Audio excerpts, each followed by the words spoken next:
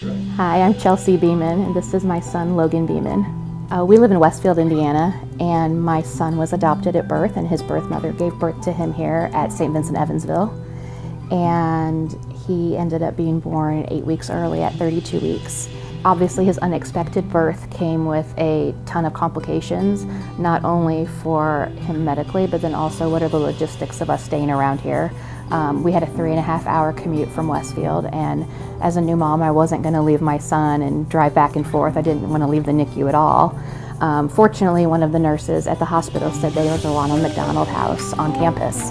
The 31 nights, while they went by so slow, they also went by so quick because the staff just made everything so much easier, and the convenience and the proximity to the hospital and the kindness of the staff just really made things so much easier on my family and I. The first thing they would ask us was, how did Logan do today? You know, what progress is he making?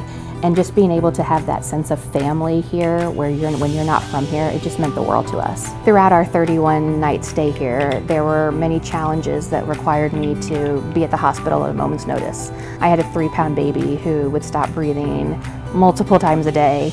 Just being able to run across the street was so convenient for us. If we were at a hotel or if we were anywhere else, we wouldn't have been able to get here. I wouldn't have been able to get to the hospital timely and talk to the physicians about the issue that happened, or just be there with him after an incident.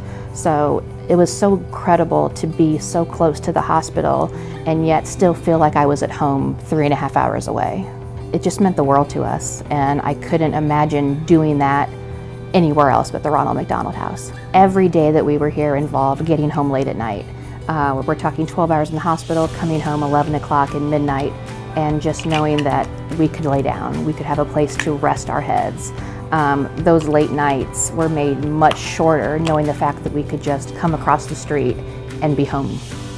Being around other families at this time was just honestly a prayer answered. You don't really know how to cope at times like this when your child's sick or in the hospital, and you feel very isolated. Being here at the house, we ran into several families that were going through the same thing, whether their child was in the NICU, they had a sick child at the hospital, or they had someone at therapies here. They understood the stress we were under.